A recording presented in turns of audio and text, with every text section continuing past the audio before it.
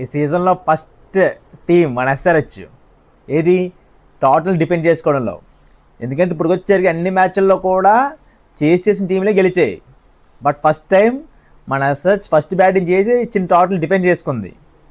ఇది చాలా మంచి న్యూస్ మన తెలుగు వాళ్ళందరికీ. And point number 2, Hanuman Jayanti రోజు అయినా ఎస్ఆర్హెచ్ ఓడిపోతే ఎలా అనుకున్నాం మనం? ఆరెంజ్ ఆర్మీ అంటే చూపించారు. అండ్ కాటేరమ్మ కొడుకులు అందరూ కూడా ఫామ్లోకి రావడం కూడా ఇంకా మంచి న్యూస్. ఎందుకంటే ఫస్ట్ మ్యాచ్ అంత దారుణంగా ఓడిపోయాక సెకండ్ మ్యాచ్లోనే మొత్తం ఈ రేంజ్ కంబ్యాక్ ఎవరు ఎక్స్పెక్ట్ చేసి ఉండు. ఫస్ట్ మ్యాచ్ తర్వాత అందరూ బౌలింగ్ లేదు అని చాలామంది క్రిటిసైజ్ చేశారు. అఫ్కోర్స్ ఇప్పుడు కూడా బౌలింగ్ లేదు, బట్ స్ట్రాటజీ అయితే చాలా బాగుంది. నైట్ వాళ్ళు ఆడిన స్ట్రాటజీ వల్ల గెలిచారు. అండ్ బౌలింగ్ కూడా ఫస్ట్ మ్యాచ్తో కంపేర్ చేసి అందరూ బాగా పెర్ఫామ్ చేశారు. And by the way good news ఏంటంటే నితీష్ కుమార్ రెడ్డి అటు బ్యాటింగ్లోనే ఇటు బౌలింగ్లోనే అదరగొట్టాడు. ఇది ఇంకా గ్రేట్ న్యూస్. ప్లస్ బౌలింగ్ కూడా తను బాగా యూటిలైజ్ చేసుకున్నాడు డెప్త్ టైంలో. ఫస్ట్ మ్యాచ్ అంటే నితీష్ కుమార్ రెడ్డికి ఫస్ట్లోనే ఇచ్చారు పవర్ ప్లేలోనే.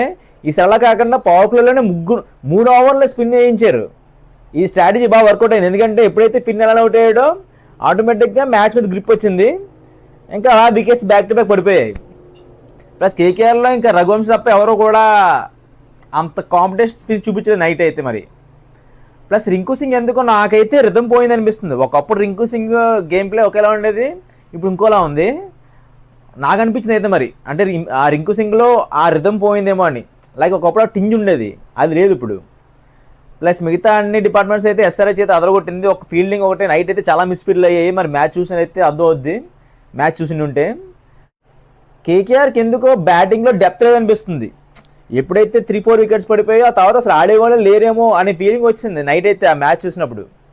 ఒకళ్ళు కూడా ఒకప్పుడు డెప్త్లో వాళ్ళకి రసిల్ ఉండేవాడు, నరైన్, రమన్దీప్. అంటే నరైన్ వీళ్ళు ఆల్టర్నేటివ్గా యూజ్ చేసిన వాళ్ళండి. బట్ నిన్న నైట్ అయితే అసలు 3 వికెట్ల తర్వాత ఎవరు లేరు అనే ఫీలింగ్ వస్తుంది వాళ్ళ కేకేఆర్ బ్యాటింగ్ చూసి. అసలు ఆ టోటల్ చేస్తారనే ఫీలింగే పోయింది 10 ఓవర్ల తర్వాత. అండ్ అందులోనే ఈ రఘువంశీ కొంచెం బాగా కనిపించాడు లైక్ వికెట్స్ మధ్య పరిగెట్టడంలో. క్యామెరన్ గ్రీన్ అవుట్ అయ్యాడు, రఘువంశీ కూడా రన్అట్ అయిపోయాడు. ఇంకా అలాగే చాలా మిస్కమ్యూనికేషన్ ఈ రన్నింగ్ మధ్య వికెట్స్ మధ్య పరిగెట్టడంలో. సో ఎనీవే ఎస్ఆర్హెచ్ అయితే మాత్రం అన్ని డిపార్ట్మెంట్స్లోనే ఎరగొట్టిందండి అయితే. బ్యాటింగ్ బౌలింగ్లోని ఫీల్డింగ్ ఒకటే కొంచెం మిస్ఫీల్డింగ్ అయితే ఎక్కువైంది. అండ్ అభిషేక్ శర్మ అవుట్ అయింది, కొంచెం కాంట్రవర్సీ రన్ అవుతుంది సోషల్ మీడియాలో అయితే. అది సరిగ్గా చెక్ చేసి ఉండడం మనకి తెలియదు. అంటే శివం అవిని కూడా కొంచెం ఎంకరేజ్ చేయాలని చెప్పి ఇది ఒక రిక్వెస్ట్ లాంటిది.